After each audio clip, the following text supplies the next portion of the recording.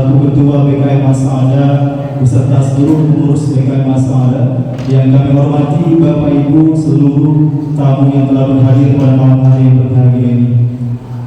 Adapun susunan acara kita di malam hari berbahagia ini, yang pertama yaitu pembukaan oleh pembawa acara, kemudian yang kedua yaitu pembacaan ayat suci Al-Quran yang akan dibawakan oleh saudara Muhammad Alif Akbar, kemudian tausiah sekaligus doa yang akan dibawakan oleh Ustaz Ismail Sanjaya, dan yang terakhir yaitu penutup. Untuk itu agar waktu kita lebih singkat dan efektif, maka dari itu kita akan memasuki acara selanjutnya, yaitu pembacaan ayat suci Al-Quran yang akan dibawakan oleh saudara Muhammad Alif Akbar. Kepada saudara kami persilakan.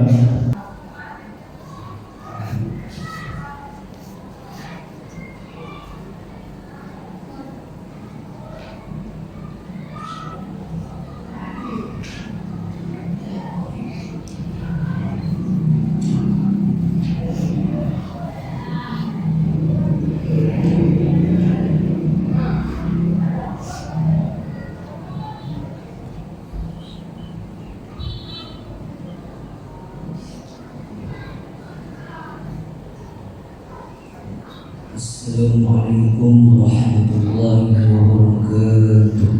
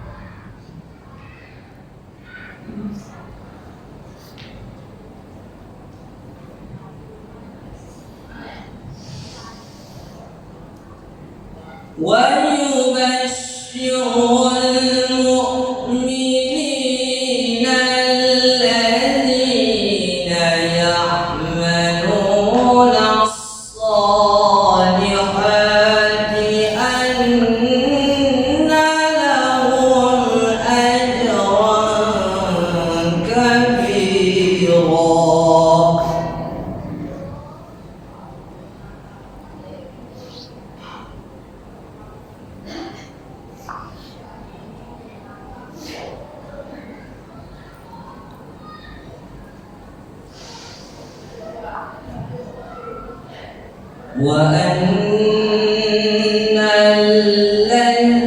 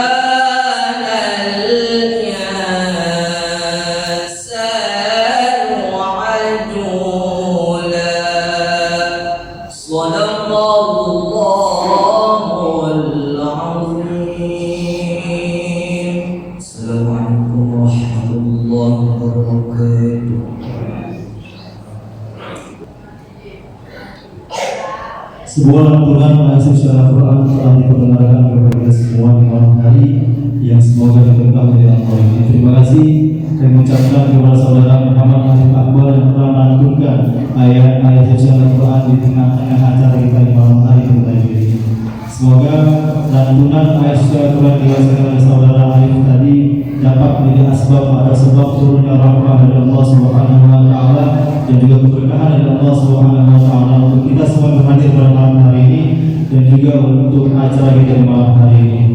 Kemudian kita memasuki acara selanjutnya yaitu tausiah sekaligus doa yang akan dibawakan oleh Ustaz Ishak Sanjaya. Kepada Ustaz waktu dan tempat kami persilakan dengan segala hormat.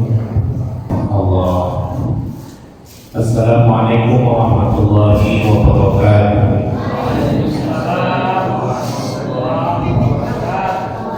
Alhamdulillahirabbil alamin. Nahmaduhu wa nusalli wa nusallim ala rasulih nabiyil karim. Asyhadu an la ilaha illallah wahdahu la syarika lah wa asyhadu anna Muhammadan abduhu wa rasuluhu alladzi la nabiyya ba'dahu. Allahumma shalli ala sayyidina Muhammad wa ala alihi wa sahbihi ajma'in. Subhanaka la ilma lana illa ma 'allamtana innaka antal alimul hakim. Rabbi shrah li sadri wa yassir li amri wahlul 'uqdatam min lisani yafqahu qawli. Saya hanya diri adalah saya, Pak. Ketop. Ya. Bukan saya kalau udah duduk Pak, mau tertidur aja saya. Saya udah 2 malam nggak pulang Pak. 2 malam juga nggak tidur. Tadi malam selesai tarawih, kemudian langsung ke Desa Bagan Kuala Nusa Berbagai sana. Jam 2 malam sampai sana. Terus acara sampai subuh. Sampai akhirnya siang baru balik ke Medan. Ini malam itu tak pulang lagi Pak. Habis dari sini masih ada acara itikaf di Marelan Pasar 1 Tenaga. Habis acara itikaf ke Tangkahan Martupung ini. Habis dari Tangkahan Martupung langsung ke Rampah lagi desa. Kita pulang-pulang padahal rumah dekat. Jadi kalau dah terduduk apalagi hasilnya gini nyamar kali mesti rasa ada. Tertidur aja saya. Jadi mohon maaf saya berdiri. Biasanya saya lebih suka duduk. Kali ini saya berdiri. Alhamdulillah Bapak Ibu yang saya hormati, yang saya banggakan, Ketua PKM beserta pengurus Masjid As-Sa'adah. Saya agak istimewa Masjid As-Sa'adah. Saya kalau kemarin As-Sa'adah ini nama masjid raya di kampung saya. Dari saya kecil sampai remaja di Masjid Raya As-Sa'adah itulah saya berkiprah. Belajar ceramah pun di situ juga di kampung saya. Kampung saya di Bandung, berada ujung maksudnya, Tangkan. Jadi kalau Bapak keberatan itu lewat Tanjung Pura, lewat Kupang, di sini. Sebelum sampai Melawi ada desa Securai Utara. Di Securai Utara itu ada tugu batu 100 tahun perkiraan. Ada masjid raya sebelah kanan besar, Masjid Raya As-Sa'adah. Nah, disitulah kampung saya. Insya Allah hari Senin saya juga bakal ke sana. Menyempatkan diri dalam 1 malam di Ramadan ini untuk pulang kampung. Alhamdulillah Bapak Ibu, Bapak-bapak, ibu-ibu yang tadi saya sebut satu persatu, insya Allah luar biasa. Di sini saya tengok jemaahnya ramai, walaupun 23 rakaat, anak-anak aja bagi orang tua. Ya. Saya kemarin mengisi, saya tak pernah tarawih di sini. Cuma si tarawih yang rutin kemarin itu masuk ke PTN, saya bilang begini. Saya baru ganti kacamata, saya bilang. Baru benerin kacamata, kemarin rusak kacamata kejepit pintu mobil di Lentama. Jadi kemarin ada optik baru buka, bagus sekali optiknya. Kenapa? Begitu saya ganti kacamata, malamnya saya pakai, saya bawa ke masjidnya jadi nampak lebih besar. Jadi nampak lebih besar masjid. Jemaahnya jadi nampak kecil sedikit. Kata ibu-ibu, Ustaz nyindir, ya memang betul warga gereja mana, memang perasaan masjid jadi tambah besar. Tapi biasa ada ini luar biasa, jemaah haram ya, pegang uang masjid. Sampai ada yang mendengarkan dari rumah. Bapak Ibu yang rahmati Allah SWT, bersyukur kita kepada Allah SWT atas segala limpahan karunia dan nikmat yang diberikannya kepada kita. Salawat salam kepada junjungan besar Nabi Muhammad SAW. Allahumma sholli wa sallim wa barik alaihi.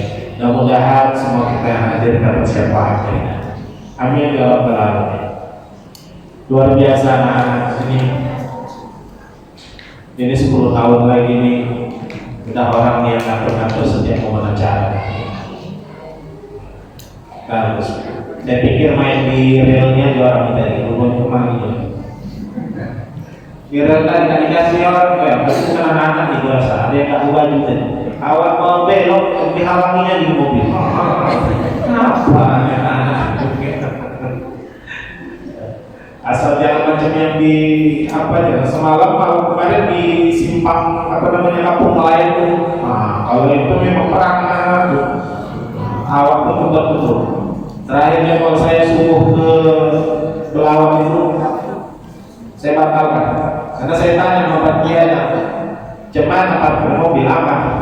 Itu dia nggak berani jamin ya Ustaz. Udah tak kena jamin, tahu saja. Alhamdulillah Allah Subhanahu Wa Taala malam ini kita peringati nuzul Quran. Jadi begini, ceramah ini dah lama, yang penting dibawa pulang aja isinya dah. Biar sedikit titik lagi. Memang kalau dibahas ini terlalu besar, terlalu luas perihal Al-Quran ini kalau dibahas. Saya cuma mau malam ini kita menumbuh kembangkan rasa cinta sama Quran dan meyakini Quran itu betul-betul kitab suci. Jadi begini, setiap sesuatu yang Allah ciptakan itu ada penghulunya. Penghulu itu yang nomor satu. Kalau di kampung lain, kepala desa itu dipanggil penghulu ya. Penghulu. Di sini apa? Lurah. Di sini lurah. Tempat saya di Ampar Perak masih penghulu banyak banget. Penghulu. Kenapa dipanggil penghulu? Karena dia orang nomor satu di kampung. Jadi Allah juga ciptakan sesuatu itu ada penghulunya. Penghulu Nabi Muhammad SAW. Penghulu malaikat Jibril alaihissalam. Penghulu kitab, inilah kitab suci Al-Quran. Penghulu bulan Ramadan. Penghulu hari Jumat. Penghulu malam Lailatul Qadar. Jadi masing-masing ada penghulunya. Nah, Ramadan ini dia mulia. Di antara banyak sebab kemuliaannya, salah satunya karena banyaknya berhimpun penghulu di bulan Ramadan. Ramadan sebagai penghulu bulan. Di penghulu bulan ini ada penghulu harinya. Ramadan kan ada hari Jumat. Di penghulu bulan ini, disitulah Allah letakkan penghulu malam. Lailatul Qadar. Nggak ada di bulan lain, cuma ada di bulan Ramadan. Di penghulu bulan ini, disitulah Allah turunkan penghulu kitab, yaitu Al-Quran. Syahrul Ramadan alladzi unzila fihi Allah turunkan bulan Ramadan Quran ini. Nah, jadi Bapak Ibu yang rahmat Allah SWT, selisih pendapat ulama tanggal berapa Ramadan turunnya Quran. Ada yang bilang 17, ada yang bilang 19, ada yang di malam 21, macam lah. Yang jelas Quran bilang dia turun di bulan Ramadan. Nah, satu. Yang kedua, inna anzalnahu fi lailatul Quran diturunkan malam Lailatul Qadar. Lailatul Qadar apa? Nah, ini juga selisih pendapat.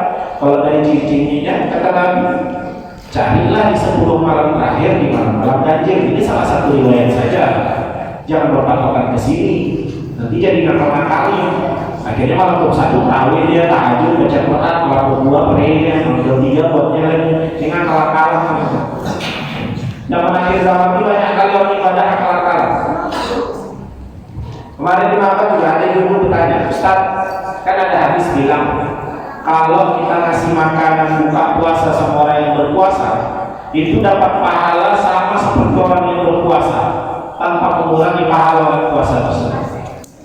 Jadi macam mana Ustaz kalau kita nggak puasa, kita ngasih bukaan aja sama 10 orang tiap hari, kan dapat pahala puasa 10 orang lagi. Nah, ini gini kalau ibadah itu matematika ini, ngakal-ngakal ini. Saya bilang kalau itu padilah itu besarnya padilah sedekah di bulan puasa itu sampai sebegitunya. Tapi tetap kewajiban itu tetap harus dijalankan. Satu, yang kedua, padilah boleh sama, tapi manfaat digunakan beda. Yang ini adalah satu dari hukum. Puasa apa hukumnya? Wajib. Sementara sedekah apa hukumnya? Sunat. Meninggalkan yang wajib untuk berbuat sunat, balas ya, apa sebabnya? Kita tidak. Ini besar-besar. Yang kedua, padilah sama, tapi manfaatnya tetap beda. Sikat gigi harganya 5.000, sapu gigi harganya 5.000 juga, sama-sama 5.000, tapi kan manfaat kegunaannya beda, harganya sama. Apa kalau mentang-mentang harganya sama-sama 5.000 terus boleh sikat gigi pakai sapu gigi? Kan tidak mungkin.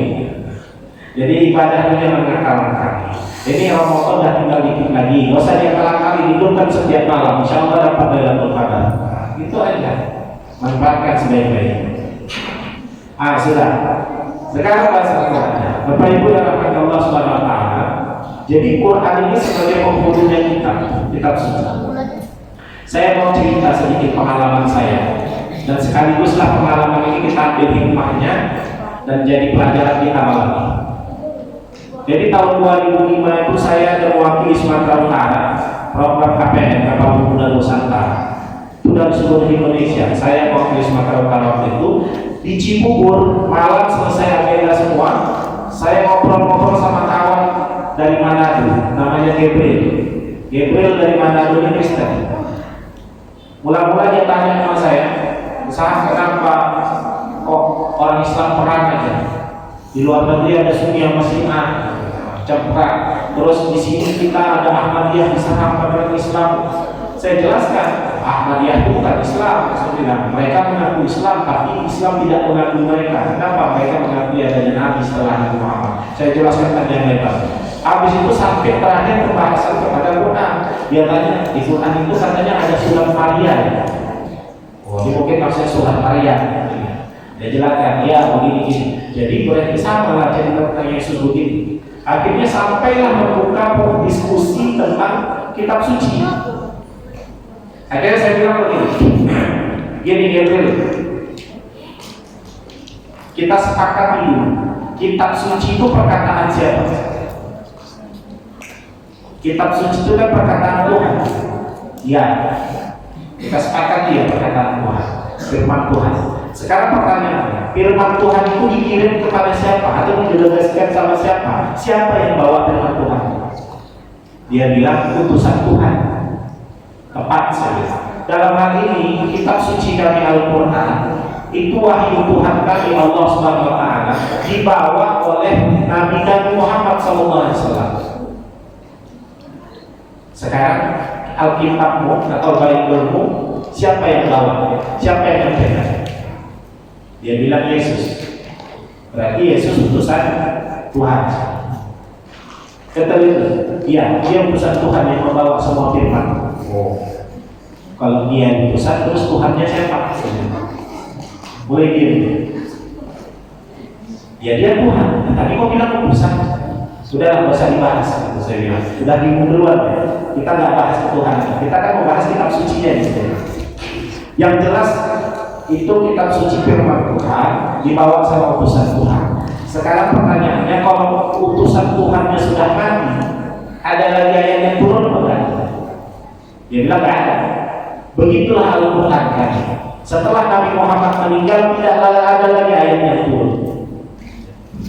Sekarang pertanyaannya, dalam kitabmu ada diceritakan setelah utusan Tuhan yang bilang Yesus tadi yang membawa firman Tuhan, ada diceritakan setelah mati terus dikubur 3 hari, kuburannya terus 3 hari terbuka sendiri, dia diangkat ke langit sendiri terakhir. Sekarang pertanyaannya, yang ceritakan ayatnya siapa? Yang bawa ayatnya siapa? Ini kan cerita tentang kematian utusan Tuhan kan? Berarti ada urusan Tuhan yang lain. Atau ada yang ditambah-tambah. Ya benar, saya bilang salah satu syarat kitab suci itu nggak bisa ditambah, nggak bisa dikurang, nggak bisa dirubah. Karena dia mutlak milik Tuhan. Kalau bisa dirubah-rubah, bisa ditambah-tambah, berarti ada campur tangan manusia di situ. Nggak suci lagi dia. Macam ini aja lah contohnya. Siapa yang menceritakan dia? Menceritakan kematian. Kalau Nabi Gabriel ada bercerita tentang kematian Nabi Muhammad SAW, itu tidak berupa firman atau ayat, itu berupa hadis atau riwayat, ayat, sejarah, tidak disambungkan dalam Quran. Ya, panjang lebar, ini panjang lebar saya ngomong segala macam. Habis itu baru saya bilang sekarang giliran ngomong, silakan. Nggak bisa ngomong dia berbaik.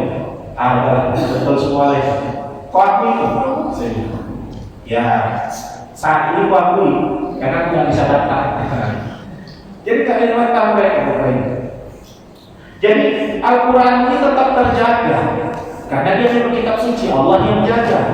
Nggak bisa dirubah, nggak bisa ditambah. Oke, nggak ada yang merubah, Ustaz. Siapa bilang? Dari Nabi meninggal langsung muncul Nabi palsu. Dari situ sudah mulai banyak yang mengatakan Al-Quran. Tapi Allah sudah mengisyaratkan, sudah memberikan indikasi ketika Nabi itu masih hidup. Allah wanitakan kepadanya, wa in kuntum fi raibin mimma nazzalna ala abdina. Kalau Quran dengan yang kami turunkan kepada hamba kami, maksudnya Quran ini, kalau Quran sama Quran yang kami berikan ke Muhammad, kata Allah, fa'tu bi suratin min mislihi. Coba kau buat satu surat tandingan, kata Allah, yang seumpama Al-Quran. Ini kan ayatnya turun kepada Nabi. Seolah-olah Allah sudah mengasih tahu, nanti kalau kau meninggal ya Muhammad, kau udah gak ada. Banyak orang yang mengaku Nabi mau buat surat tandingan dengan Al-Quran. Wad'u syuhadakum min dunillahi kuntum shadiqin. Wajah atau siapa kau bawa ajak dalam surat ini. Kan Allah ahli syair, ahli puisi segala macam buat. Apa kata Allah? Fa'illam taf'alu wa lam taf'alu. Tidak akan bisa, tidak akan pernah bisa. Ayatnya pakai fa'illam taf'alu wa lam taf'alu. Pakai lam, pakai lam. Artinya tidak. Tidak itu bahasa Arab ada la tidak, la tidak, lam tidak. Cuma beda-beda tidak. Kalau la itu kan mengikat, la tidak. Mungkin waktu itu tidak, tapi mungkin nanti bisa jadi tidak. La tidak boleh, jangan masuk. Mungkin sekarang jangan masuk, waktu dilarang. Kalau tadi sebelumnya boleh, atau nanti habis acara mungkin boleh. Tapi kalau la itu dari sejak diucapkan sampai hari kiamat tidak. Walan taradhan yahud walan nasara hatta tattabi'a millatahum. Tak akan senang orang Yahudi, orang Nasrani sampai kita ikut milah mereka. Takitlah. Maksudnya apa? Dari sejak ayat ini diturunkan. Lupa ya.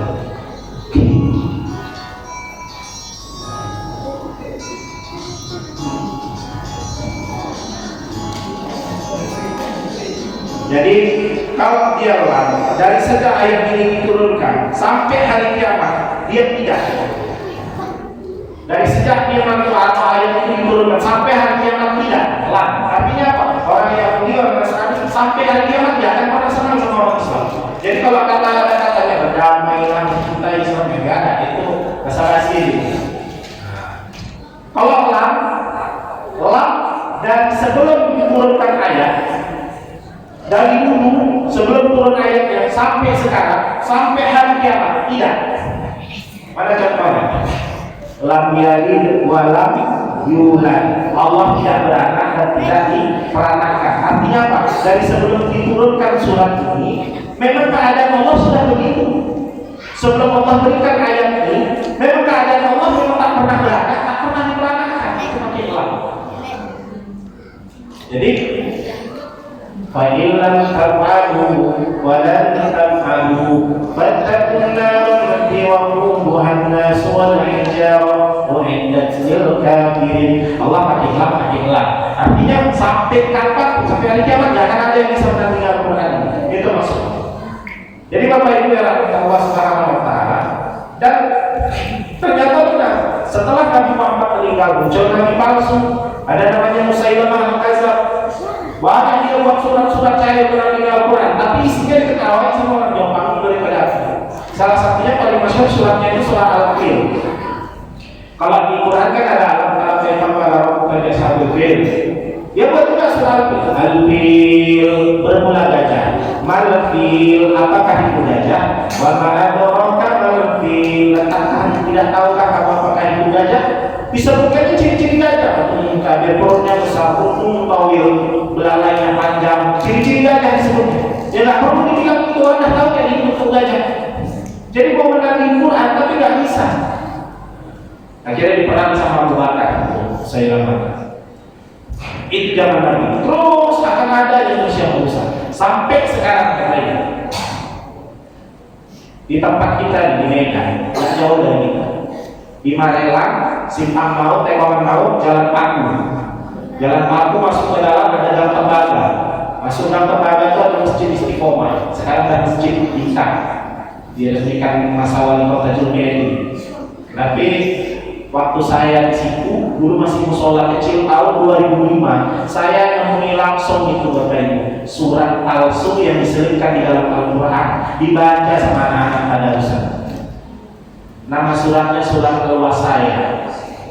Nggak ada surat Al-Wasaya dalam Quran. Bahasa Arab juga dibaca juga sama anak-anak yang cara baca Quran, dilakukannya juga, dimortalkannya juga. Tapi kalau kita mau artinya, artikan isinya itu mengatakan umat Islam ini adalah domba-domba yang tersesat yang harus digembalakan lagi, dan tokoh sesatnya adalah Nabi Muhammad SAW. Surah Al-Wasaya. Kalau di Quran kita itu kan awal surat ada alif lam mim, ada alif lam mim, ada alif lam ra, ada alif lam mim shad, ya kan? Ini dia dibuat awal suratnya alif lam mim zal, ya. Ketahuan juga. Jadi ini terjadi. Akhirnya saya dari pondok dulu, dia habis Quran, pulang dari Jawa, dia ke Medan ini, dia dengarkan orang tadarus di masjid, pakai ini. Dia dengarkan itu surat apa itu? Kok aku udah hafal? Dia habis 30 juz, tapi kok aku udah hafal gitu. Didatangnya ke masjid, ternyata ada 4 atau 5 Quran itu yang ada surat itu. Quran lain nggak ada surat itu. Maka dia bilang ini surat palsu itu, jangan dibaca. Kumpulkan Quran yang ada surat itu. Begitu, selalu ada saja orang berusaha merubah menambah orang yang Quran. Tapi insya Allah tetap terjaga dengan banyaknya orang-orang yang menghafal Quran. Jadi saya bilang begini, coba kau kumpulkan Al-Quran 20-an Quran, kau kumpulkan dan cetakan tahun berapapun, mau cetakan Indonesia, mau cetakan luar negeri, saya bilang pokoknya kau kumpulkan semua, kau periksa dari awal sampai akhir, tidak akan ada bedanya. Awalnya surat Fatihah, akhirnya pasti An-Nas. Bahkan jumlah ayatnya pasti sama semua. Jangankan jumlah ayatnya, barisnya pun sama semua, cara bacanya sama semua, urutannya sama semua, tidak akan ada beda. Silahkan kau kumpulkan 20 Quran, 50, 100 ya. Tapi coba kau kumpulkan Alkitabmu, saya bilang bahwa hanya 10 aja dari cetakan tahun 60-an aja sampai sekarang. Berapa banyak kontradiktifnya? Berarti sudah terindikasi dirubah dan ditambah ataupun dikurangi. Makanya Bapak Ibu yang rahmat Allah Subhanahu wa taala, saya bilang andailah di dunia ini kan banyak agama nih kan. Agama itu semuanya pasti punya kitab suci. Orang Hindu kitab sucinya Weda, ada orang Buddha kitab sucinya Tripitaka, orang Yahudi Taurat, Nasrani Injil, Majusi Jen Avesta, orang Konghucu Autentik. Bahkan orang kebatinan pun ada kitab sucinya, Serat Centani, Daya Jati, Daun Gandul, muncul macam-macam. Ada semua kitab sucinya. Nah sekarang andai dikumpulkan semua kitab suci di seluruh dunia, terus dibakar, dimusnahkan, termasuk Quran, dibakar, dimusnahkan. Habis itu silakan salin lagi kitab suci masing-masing. Kira-kira kitab suci siapa yang bakal masih ada di dunia? Quran. Kenapa? Kitab suci yang lain itu nggak ada yang bisa hafal. Dari awal sampai akhir nggak ada. Tapi Al-Quran berapa banyak orang yang bisa menghafal Al-Quran? Itulah yang ada. Dulu terjadi perang sipil di masa Khalifah Umar Khattab juga. Kepemimpinan Umar Utsman. Dulu perang sipil itu banyak gugur habis Quran. disitulah orang risau yang ditulis betul-betul dibukukan Al-Quran sebelum hadis-hadis hilang semua. Dipimpin sama saya bisa tulis Al-Quran. Makanya Bapak Ibu yang rahmat Allah SWT, kita harus yakini bahwasanya Quran itu betul-betul kitab suci. Dulu orang bilang kitab suci Al-Quran ini karangan Nabi Muhammad. Nabi Muhammad itu tak bisa baca tulis. Sekarang muncul lagi polemik. Orang nengok YouTube, macam-macam pendapat orang. Ada yang bilang nggak mungkin Nabi Muhammad itu nggak bisa baca tulis. Dia itu kan pakonah. Kalau dia nggak bisa baca tulis, berarti pakonahnya gugur lah, kecerdasannya itu gugur. Ini salah persepsi. Nggak bisa baca tulis bukan berarti bodoh. Justru dia lebih pintar dari orang pintar. Bayangkan, nggak bisa baca tulis tapi hafal Quran. Mana lebih pintar? Sama orang yang bisa baca Quran, bisa tulis Quran tapi nggak hafal-hafal gitu. Dia Quran berjalan. Yang kedua, sengaja dibuat Allah. Ketika orang kafir bilang ini Quran karangan Muhammad, justru logika mematahkan argumentasi mereka. Bagaimana mungkin orang yang tidak bisa baca tulis bisa marah? Ya. Bahkan indahnya, nggak ada yang melebihi daripada keindahan Al-Quran. Kok bisa Nabi Muhammad nggak bisa baca tulis? Terus ada lagi sekarang yang pendapat. Ada kiai yang sudah sepuh bilang, yang sering kontroversi bilang, terlalu rendah kalau menutup itu mengatakan Nabi Muhammad tidak bisa baca tulis. Hanya karena untuk membenarkan Quran ini wahyu Allah. Nah, ini juga pendapat orang yang kontroversi. Bukan kita mau merendahkan Nabi dengan mengatakan tidak bisa baca tulis. Memang riwayat menunjukkan begitu. Kalau Allah mau, kan sebentar aja Nabi bisa baca tulis. Kan banyak sahabat yang pintar-pintar. Yang les aja Nabi melipat sebentar bisa. Atau kalau nggak pulas melipat dengan Nabi, apa yang nggak bisa sama Nabi? Tinggal Allah kasih kok selesai. Orang yang pintarnya macam mana, profesor punya sebentar aja bisa hilangkan Allah izin Allah. Habis ngasih seminar berapi-api dengan ilmuwan yang luar biasa, orang tepuk tangan, standing applause, orang berdiri tepuk tangan semangat, wow pintarnya hebatnya. Keluar dari gedung jatuh, kepleset di tangga, rantuk bunga, habis itu oleh langsung tertawa sendiri, senyum sendiri. Apa yang mudah jadi jawab? Kan mudah aja bagi Allah. Nabi itu kalau Allah mau bisa baca tulis mudah, tapi sengaja tidak dibuat Allah secara tidak langsung mematahkan argumentasi orang, tuduhan orang yang mengatakan Quran ini dikarang Nabi. Kalau saya termasuk ustadz yang mengikut pendapat jumhur ulama kita, guru-guru kita itu berpendapat bahwasanya Nabi memang tak bisa baca tulis. Almarhum Profesor Abdul Wahid, Ketua Komisi Fatwa MUI, almarhum Kiai Haji Hafiz Yajid, almarhum Kiai Jawa Masmud, termasuk tuan guru kita di sini, tuan guru Abdul Halim. Mana dalil yang dibacakan? Salah satunya ketika perjanjian Hudaybiyah. Perjanjian Hudaybiyah itu kan dibuat di situ, kalau bahasa kita tinggi-tinggi tertanda dibuat Muhammad Rasulullah. Ini distempel pakai cincin Nabi itu Muhammad Rasulullah, ada Muhammad Rasulullah. Orang kafir nggak terima, kami nggak terima ini tanda tangan Muhammad Rasulullah. Jadi buat aja Muhammad bin Abdullah, karena kami tidak mengakui dia Rasulullah. Sahabat ada yang tahu hapus, Nabi ngalah, ya udah lakukan ngalah aja, ngalah. Abu Bakar hapus, Abu Bakar nggak tahu, Ali hapus, nggak tahu, Umar apalagi, nggak ada sahabat yang mau hapus, nggak berani orang tuh. Itu hebatnya sahabat dulu menghapus nama Nabi itu tak berani. Awak sekarang harus pilihkan nama Nabi. Panggil Nabi itu Muhammad ini. Arahnya lagi tak boleh pula saya bilang Sayyidina, tidak bilang Sayyidina. Ini orang nggak ada. Kalau usah dibahas kali ini tendensi. Pembahasan kita Quran ini. Udah, akhirnya Nabi bilang sama Ali, tunjukkan sama aku yang mana tulisan Rasulullah itu. Biar aku yang hapus, kata Nabi. Kan sahabat gak ada yang boleh hapus nih. Biar aku yang hapus, kata Nabi. Minta tunjukkan sama aku yang mana tulisan Rasulullah itu. Berarti tunjukkan apa? Memang Nabi tak tahu tulisan itu. Berarti kan memang menunjukkan Nabi tak bisa baca tulis. Itu dalilnya. Kenapa Nabi itu dibilang tak bisa tulis? Akhirnya ditunjukkan Nabi, ini ya Rasulullah, kesan Rasulullah itu. Baru Nabi ngaku sendiri. Bukan kita berendah. Ini Bapak Ibu rahmat Allah SWT. Yang kedua, kitab suci itu sebagai perkataan Tuhan, isinya berupa perintah, larangan, nasihat, petunjuk, itu kan isinya dari Tuhan kepada manusia. Jadi pertanyaan, kalau ada kitab suci yang bertentangan dengan fitrah manusia, berarti ini diragukan. Masa iya ada Tuhan gak peduli sama fitrahnya manusia?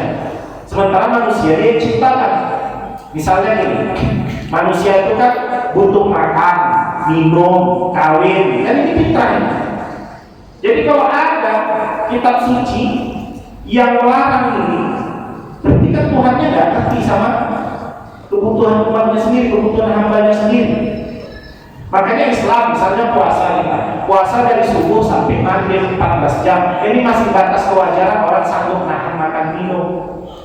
Bahkan itu pun ada rukhsah, ada lagi keringanan. Apakah maridun atau ada safarin fa'idatu min ayamin.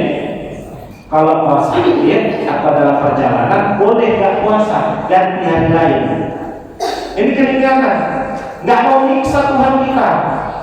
Makanya Islam mengharamkan puasa nyambung, puasa wisol, nyambung wisol, nggak boleh. Dari pagi malam puasa nyambung lagi malam sampai besok pagi lagi. Ini kan nyiksa badan. Dari segi kesehatan juga nggak bagus. Artinya apa? Tuhan Maha tahu. Terus kalau ada kitab suci yang melarang kawin misalnya, maka Islam juga untuk nikah. Tengok Islam kalau udah bicara nikah, Quran itu bicara nikah mau 2, 3, 4 langsung 2, 3, 4 langsung.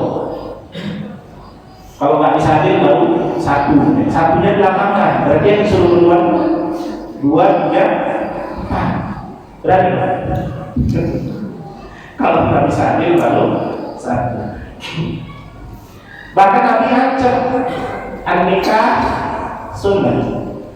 Nikah itu sunnahku. Siapa yang tak mau nikah pada senyum ini bukan dari umatku, kata Nabi. Jadi kalau ada kitab suci dengan latar belakang bilang kalau mau dekat sama Tuhan, tinggalkan itu semua, nggak boleh nikah biar dia dekat sama Tuhan. Ini kan kebalik.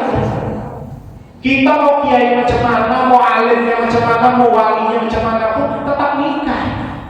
Ya. Bahkan kadang orang-orang pilihan itu dilebihkan Allah pilih. Sempat Islam nggak bolehkan nikah, jadi ustaz nggak boleh nikah, ya berarti jadi ustaz ya.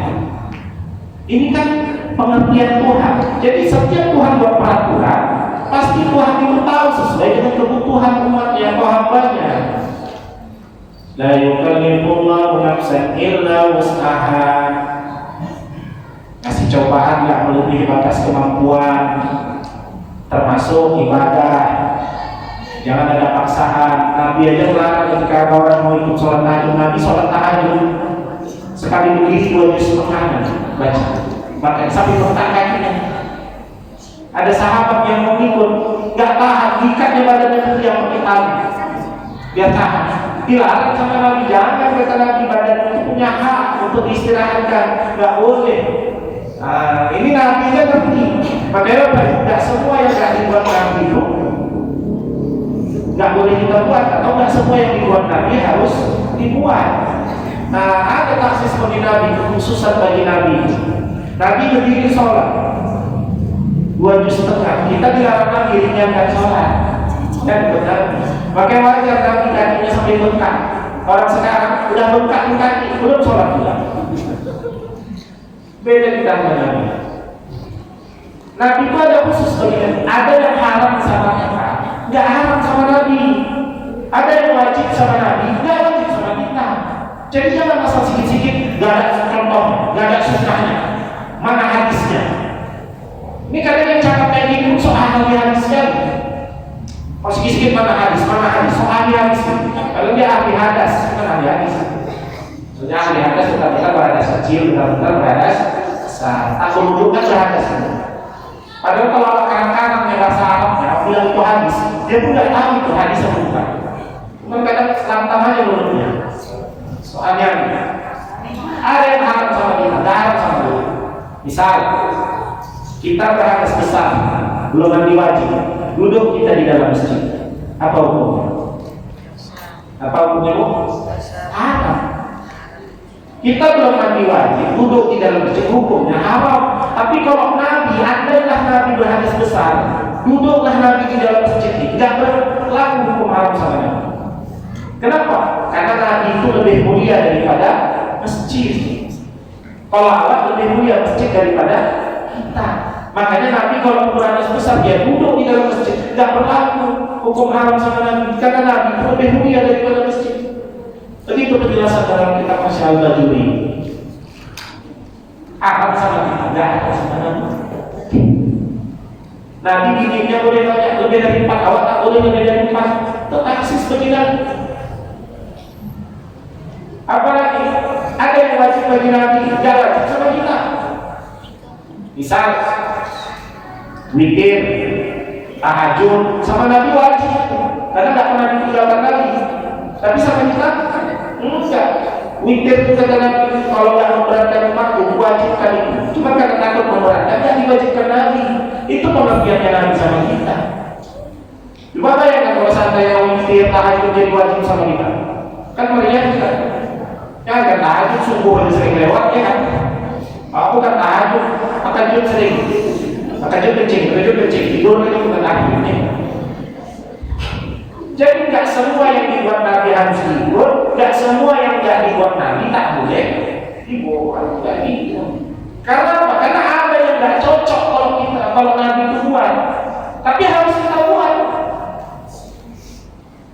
Ya contohnya azan lah, azan. Yang azan itu zaman Nabi siapa? Nabi atau sahabat? Sahabat, Bilal, bukan Nabi. Kenapa? Karena kalau Nabi yang azan nggak cocok. Asyhadu anna Muhammadar Rasulullah, katanya. Aku bersaksi Muhammad itu Rasulullah. Lalu Muhammadnya dia. Kan kurang cocok. Makanya yang azan sahabat. Itu juga ada. Dan dia sama seperti macam kita nih. Siap sholat doa berjamaah. Ya. Bagi mereka yang suka memberiak-beriakan itu bilangnya, mana ada dalilnya? Mana ada doa berjamaah? Mana ada zikir siap sholat? Muncul orang tua asal tak tahu, jadi tidak ada. Karena dia tak tahu. Itu tadi konsepnya, tidak semua yang tidak dibuat Nabi, tidak boleh kita buat. Boleh jadi tidak dibuat Nabi karena kurang cocok kata ulama kalau Nabi yang buat. Kemudian zaman berbeda. Sekarang sama zaman Nabi. Dulu zaman Nabi siap sholat, muter balik ada penantang. Itu sekalian inspeksi, sidak, nanti tengok siapa yang tidak datang. Maka Nabi tahu siapa-siapa sahabat yang datang. Mana sekolah? Coba kalau mau dari imam sekarang, asal begitu balik, nanya, mana sekolah? Mau datang? Jawab makmumnya, urusan apa Ustaz? Nggak lagi yang sekarang nggak bisa gitu nih. Baru yang kedua,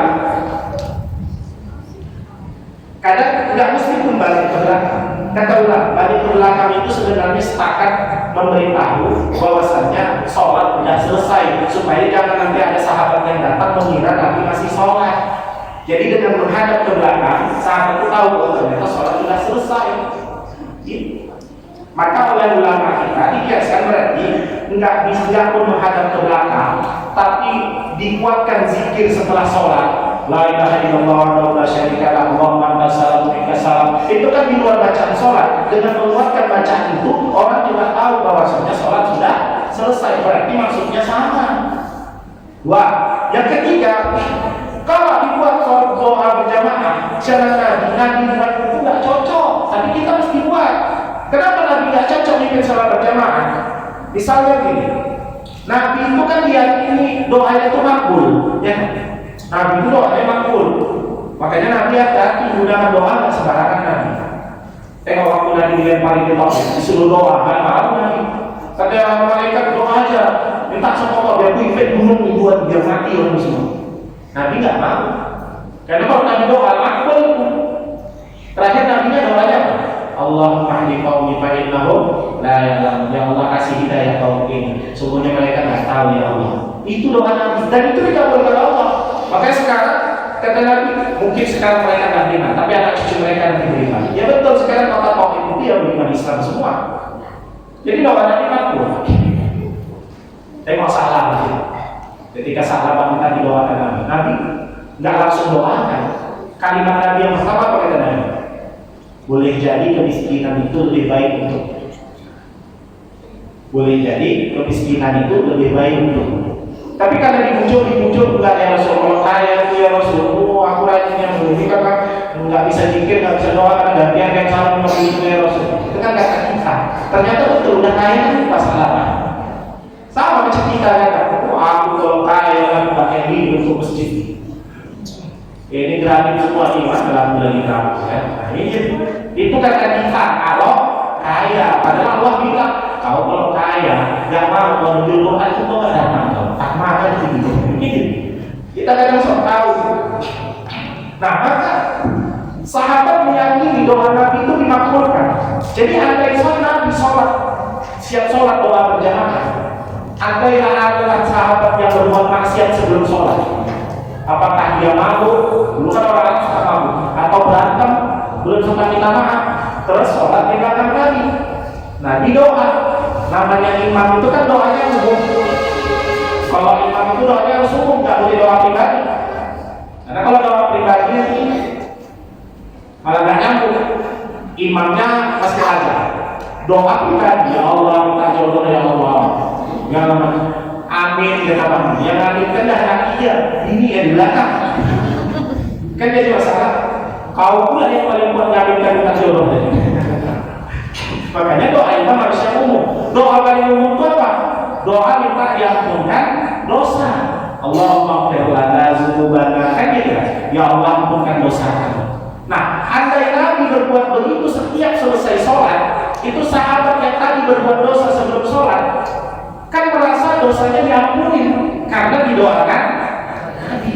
Karena dia meyakini doa Nabi itu makbul. Paham maksudnya kan? Akhirnya apa? Kalau ini terus dilakukan Nabi, nanti sahabat yang pede buat maksiat. Maksiat aja lagi. Nanti waktu sholat kan didoakan Nabi di belakang. Kita tinggal aminkan doa Nabi pasti makbul. Berarti pada saat itu selesai doa kita nggak berdosa lagi. Nanti maksiat lagi orang itu kan itu jadinya. Paham maksudnya ibu? Paham nggak? Cepat. Makanya tidak semua yang nggak dibuat Nabi nggak boleh kita buat. Karena boleh jadi nggak cocok kalau Nabi yang wah ini. Jadi jangan sempitkan beragama ini. Sisi kita boleh. Saya bilang kalau kalian aja yang betul sehingga yang lain itu salah semua sama kalian. Berarti kalian aja yang masuk surga. Kalau cuma kalian yang masuk surga, kebesaran Allah buat surga itu kalian aja. Pintu surga itu 8, pintu neraka 7. Allah aja melebihkan pintu surga daripada pintu neraka. Maksudnya Allah pengen kita lebih banyak masuk surga. Kalian pula banyak-banyak masuk ke neraka. Macam kalian aja yang buat itu. Makanya Bapak Ibu rahmatullah SWT, nggak usah macam-macam ngaji. Yang lempar-lempar aja udah sholat. Kiai-kiai kita, ustaz-ustaz, guru-guru kita itu bukan sembarangan buat amalan itu. Perkara bermaksud zikir, tapi tasbih itu masalah, semuanya masalah. Hidup kok penuh masalah. Amalkan aja, udah baca Quran itu ini puasa, udah mau selesai. Kalau sahabat dulu, kalau udah Ramadan terakhir mau selesai, itu nangis sahabat mau pisah sama Ramadan. Kalau awal cuma hari puasa terakhir, begitu buka hari terakhir, biasanya macam mana sikap orang sekarang?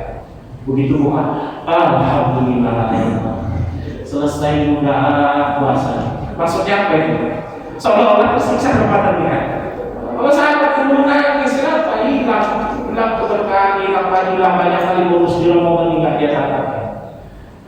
Makanya kita beruntung ya Bapak Ibu, jadi umat akhir zaman, umurnya pendek-pendek, badan kecil-kecil, tapi bonusnya banyak. Ini kalau mau hitung-hitungan ibadah, hitung-hitungan matematika, walaupun sebenarnya nggak usah hitung. Ini level-level awal ngajinya ini. Kalau kita lama ngaji jangan dari mikir pahala, mikir dosa. Cuma kalau hitung-hitungan matematika, ngasih padilah semangat. Coba, misalnya malam turunnya Al-Quran itu Lailatul Qadar, khairun min alfi syahr, lebih baik daripada 1000 bulan. Satu malam lebih baik dari 1000 bulan, bukan 1000 malam. 1000 bulan itu kalau tahun kan kurang lebih 83 atau 84 tahun.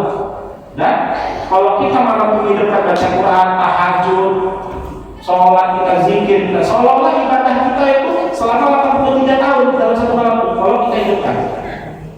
Nah sekarang coba hitung-hitungan kita. Andai umur kita misalnya 60 aja lah, misalnya tadi di 60 tahun, kan kata Nabi umur umat itu banyak setina semuanya antara 60 tahun 70 tahun. Bilanglah 60 tahun aja. Berarti 60 kali kita Ramadan selama di dunia. Potong masa balik dewasa, mulai kewajiban 15 tahun Nabi lah. Berarti 60 per 15 45, berarti 45 kali kita Ramadan. Dari 45 kali jumpa Ramadan 10 kali aja kita dapat Lailatul Qadar. Berarti 83 tahun kali 10 830. Kalau kita hidupkan di dalam malam Lailatul Qadar seolah-olah kita jumpa 10 kali kita hidupkan, berarti seolah-olah kita ibadah 830. Makanya umur kita nggak sampai cepet, nggak sampai 100, tapi nilai ibadah bisa sampai 1000 tahun. Itu kan matematikanya, itu dasar. Makanya Bapak Ibu, ya sekarang jangan kan cepet, nah kan 90 aja payah. Kalau mau cepet, karena 50 aja kan udah campur itu, campur stroke, asam urat. Stroke tuh sekarang udah muda nggak stroke-nya, masih 40. Apa ya, stroke itu kalau udah kena stroke itu berat. Makanya masalah sakit stroke itu payah jalan, angkat tangan itu susah. Karena itu penyakit paling berat. Penyakit paling mematikan satu sakit jantung, tapi penyakit paling berat stroke. Yang angkat stroke sebeca aja berat, apalagi stroke. Makanya berat. Nah, jadi Bapak Ibu rahmat Allah SWT, kesempatan yang dikasih Allah itu dimanfaatkan. Ini bonus kita banyak. Kita memang terakhir hidup di zaman terakhir, tapi masuk surga duluan. Kenapa? Karena Nabi kita Nabi terakhir, tapi belum masuk surga Nabi yang dahulu sebelum Nabi Muhammad masuk ke dalam surga. Al-Miftahul Jannah biyadihi. Kunci surga itu ada di tangan. Makanya umatnya itu juga umat terakhir tapi masuk surga. Dalam riwayat ada disebutkan Nabi-Nabi itu cemburu sama kita umat akhir zaman. Sampai Nabi-Nabi itu pun ada yang minta jadi umat akhir zaman, rela melepas kenabiannya demi jadi umat akhir zaman. Allah tidak pernah minta, tapi lanjut di akhir zaman. Nabi Ibrahim 4 doa, 2 dikabulkan, 2 tidak. 2 tidak dikabulkan. Yang pertama dia minta, ya Allah jadikan aku nabi akhir zaman. Ini nggak dikabulkan, sudah ada. Yang kedua, ya Allah kalau nggak jadi nabinya, jadi umatnya pun jadi. Nggak dikabulkan juga. Baru yang ketiga, ya Allah kalau nggak bisa jadi nabi atau jadi umatnya, jadikanlah anak keturunanku dari keturunanku itu nabi akhir zaman, ya Allah. Ini dikabulkan Allah. Makanya Nabi Muhammad itu garis keturunannya ini kalau ditarik nasabnya kepada Nabi Ismail alaihissalam bin Ibrahim alaihissalam. Baru yang keempat, ya Allah kalau nggak bisa hidup di akhir zaman, buatlah umat akhir zaman itu menyebut-nyebut nama di akhir zaman, ya Allah. Ini dikabulkan Allah juga. Makanya kita kalau sholat itu salawat ala Nabi Muhammad, tidak sama Nabi Ibrahim. Karena sholat ala Ibrahim. Ini dikabulkan Allah. Siapa lagi yang minta jadi Nabi akhir zaman? Nabi Isa minta jadi Nabi akhir zaman, nah dikabulkan Allah. Ya Allah kalau tidak jadi Nabi jadi umatnya pun jadi, ya Allah. Ini dikabulkan Allah. Makanya nanti menjelang kiamat jadi salah satu tanda kiamat Nabi Isa turun balik. Tapi tidak lagi sebagai Nabi, dia statusnya sudah sebagai umat dari Muhammad SAW dan dia menjalankan syariatnya umat dari Muhammad SAW. Jadi Nabi-Nabi itu kepengen jadi komentar. Makanya kita Bapak Ibu syukurin. Jangan bersyukur lagi. Kadang merenung mikir, ya Allah, kok lahir lakuin marah lagi, kok lahir di mangkuknya, ya Allah, kok lahir tiap kadang-kadang gak mancung sedikit hidung. Oh gitu. Nggak peduli mana, pokoknya kualitas ibadah yang dari mana. Jadi Bapak Ibu yang Allah SWT, banyak lagi bagian Quran dan banyak lagi keautentikan Al-Quran yang menjadi bukti bahwa dia memang kitab suci yang patut kita banggakan. Makanya Bapak Ibu kalau lihat orang-orang yang mencari celah Al-Quran, mencari cacatnya Al-Quran, banyak yang mereka itu mau mencari cacatnya tapi malah menemukan kebenarannya hingga mereka masuk Islam. Sekarang apologi Islam itu tengok banyak kali yang mereka itu dari seberang masuk Islam, luar biasa orang pintar orang masuk ke Islam. Cuman Kodol Nipa, Elik Siau, Ustadz Bernard Kababan, Samsul Arifin, orang-orang cerdas semua itu bisa bedah Quran, malu kita yang udah sudah meninggal. Sebaliknya yang kontak-kontak yang ngaku ustaz, ngaku ustazah, ada yang ngaku ketua wilayah, itu bohong semua ya. Buktinya disuruh baca Quran belepotan, apa bilang? Masa ada ustaz yang bisa baca Quran, ketua wilayah nggak bisa baca Yasin? Nampak kali bohong. Nah, makanya kita yakin anak-anak kita nih arahkan supaya ngaji. Nggak bisa ngajarnya cucu dia anak-anak. Jangan sakit hati ngaji mereka. Jangan bangga kita ini dah anak-anak yang udah soleh bisa baca Quran. Tapi anak cucu kita pikirkan juga baik. Terakhir ilustrasinya, ada satu orang kakek-kakek makan buah kurma. Habis dimakannya, ditanamnya bijinya. Dari tangannya di sebelah ada anak muda bilang, diketawa aja anak muda. Wah, nggak bokol, ditanggulin biji kurma. Gitu lah kira-kira bahasa kita. Kok ngapain lagi ditanam biji kurma? Nanti kalau biji apa? Kalau tumbuh pun kakek nggak mati. Kalau tumpahnya berbuah, kan bisa kakek makannya. Udah kado mati, mudah nggak apa? Apa kata kakek? Itu kurma yang mau makan, siapa yang nanam? Apa kau yang nanam? Kata anak muda itu bukan ya. Kurma yang mau makan dan kurma yang mau makan ini bukan kita yang nanamnya. Mungkin yang nanam itu udah mati, tapi kita yang makan buah kurma. Jadi wajar kalau kita estafet sebagai bentuk rasa syukur, kita tanam juga biji ini supaya kalau tumbuh dan berbuah, walaupun kita dah mati, anak cucu masih bisa makan buah kurma. Begitulah agama ini. Jangan pikir kita mentang udah tahu agama, udah bisa baca Quran, udah jaga sholat, terus selamat. Pikirkan juga anak cucu kita yang selamat mereka. Begitu. Makanya Bapak Ibu, saya sebagai informasi terakhir, saya dan jamaah membangun pondok Quran Al-Mu'min Mudah Param Merah. Insya Allah tahun ini menerima santri tahun ini, tapi tidak banyak. Saya cuma menerima 20 orang. Ini masih ada lagi 15 kuotanya. Tapi saya prioritaskan ini untuk anak yatim dan duafa, karena saya gratiskan semua. Tidak saya pungut bayaran sedikit pun. Jadi bukan judulnya kita gratis. Ada jemaah ngaji Ustaz judulnya gratis. Wah, pendaftaran rupanya gratis, bulannya bayar. Ada pendaftaran bulanan gratis, rupanya makannya 2 kali lipat bayar utamanya. Ini tidak, pendaftaran gratis, bulanan gratis, makan gratis, asrama gratis. Tak usah bawa lemari, tak usah bawa tempat tidur, udah saya sediakan di sana. Bawa pakaian aja sama minat belajar. Tapi kami mau juga ngasih Ustaz, nah itu terserah. Tidak kami patokkan. Itu namanya infak, silahkan. Saya dan jemaah saya bukan orang kaya, bukan orang mampu, tapi kami orang yang mau. Bismillah, dari 2 tahun yang lalu kami bangun pondok itu. Jadi jamaah saya bilang, dan saya ini penasihat di beberapa ormas yang orang-orang mantan hijrah itu, mantan apa namanya, bukan mantan hijrah, mantan tak baik jadi hijrah itu. Macam-macam. Termasuk misalnya yang saya buang itu, tangan saya lah sekarang. Itu dulu, karena biasanya mereka itu apa namanya, setiap saya tarawih ikut menyusul saya, mengawal beberapa orang mereka itu. Nah, cuma di malam ini karena Kapolri sama Panglima datang ke Masjid Raya, jadi mereka ke sana malam ini nggak usah.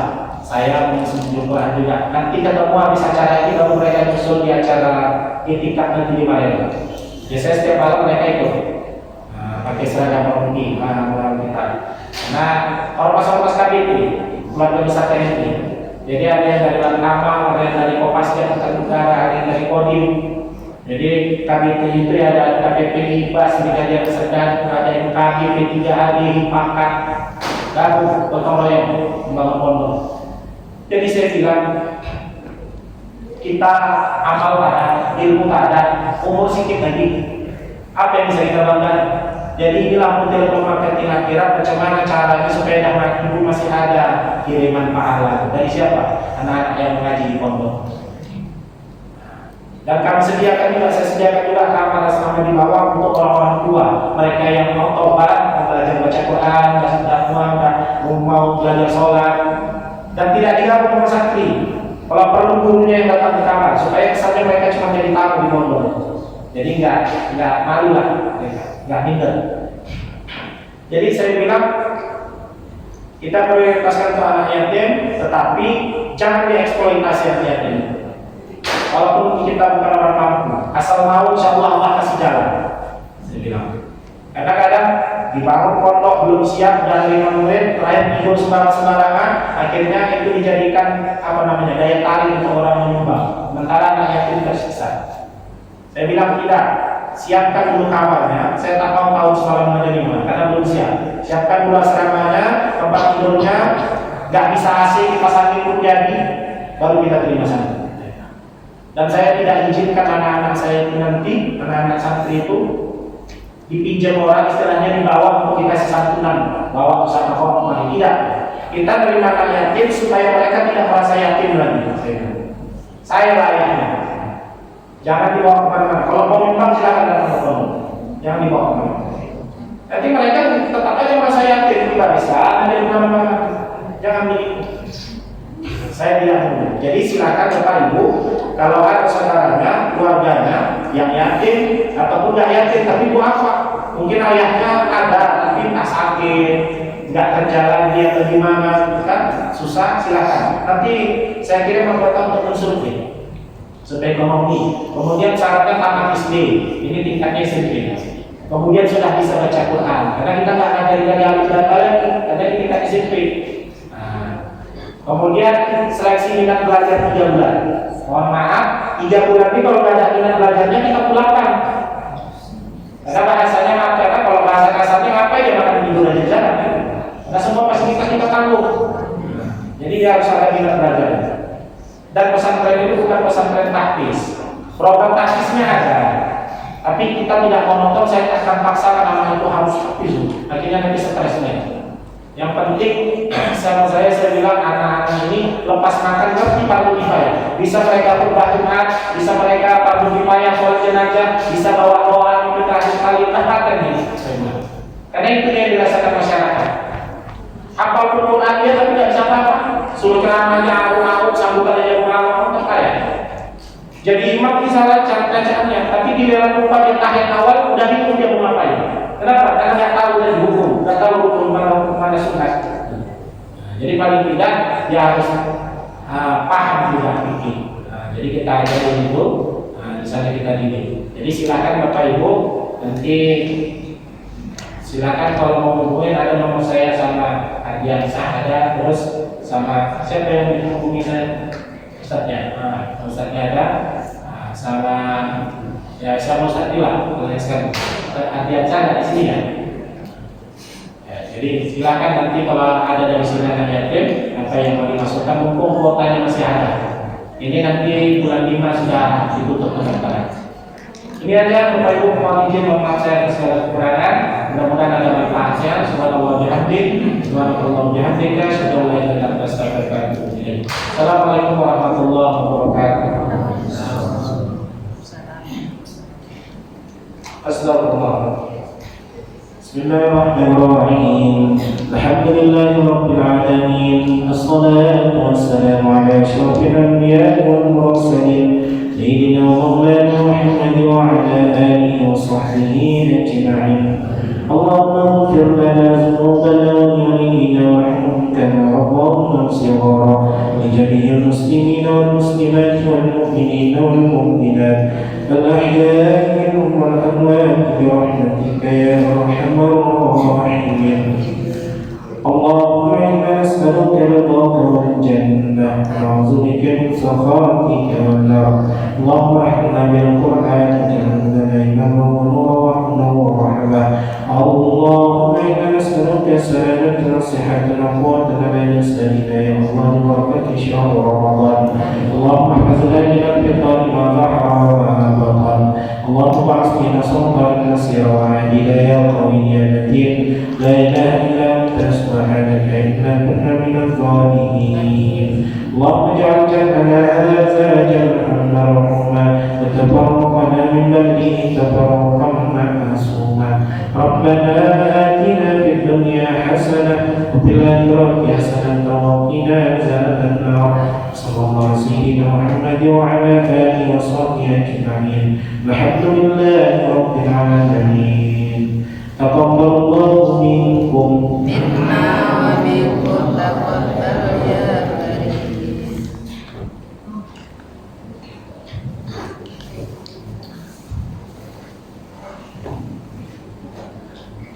Terima kasih. kasih yang mengucapkan kepada Ustaz Ishak Sanjaya atas tausiah dan juga doa yang telah beliau sampaikan dan juga beliau lantunkan kepada kita semua pada malam hari berbahagia ini. Semoga apapun yang beliau sampaikan tersebut dapat menjadi salah satu pembelajaran terbaik untuk kita semua serta bermanfaat untuk kita semua di utamakan di bulan Ramadan tahun ini. Semoga acara di malam hari berbahagia ini dapat berkah dari Allah Subhanahu wa Ta'ala serta berlimpah rahmat dari Allah Subhanahu wa Ta'ala. Demikianlah acara di malam hari berbahagia ini. Atas segala hal yang kurang berkenan kami mohon maaf. Atas perhatian dari kita semua kami ucapkan terima kasih. Billahi taufiq wal hidayah. Assalamualaikum warahmatullahi wabarakatuh. Waalaikumsalam warahmatullahi wabarakatuh. Laylatul Qadr, the night of light, 1,000 months in just one night. Oh Allah, shower your grace, fill my heart with endless faith. Laylatul Qadr, my soul is weak, your mercy's all I truly seek. Oh Allah, hear my call, let your love embrace us all. The angels come, they fill the air, bringing peace and serene prayers. With every whisper, every sigh, I feel your presence so divine. In sujood, I close my eyes, dreaming of Jannah in the skies. Oh Allah, guide my way, let me find this night to stay. Let this be the night I find your forgiveness so divine. Wipe away my sins of old, wrap my heart in love untold. Laylatul Qadr, the night of light, 1,000 months in just one night. Oh Allah, shower your grace, fill my heart with endless faith. Laylatul Qadr, my soul is weak, your mercy's all I truly seek.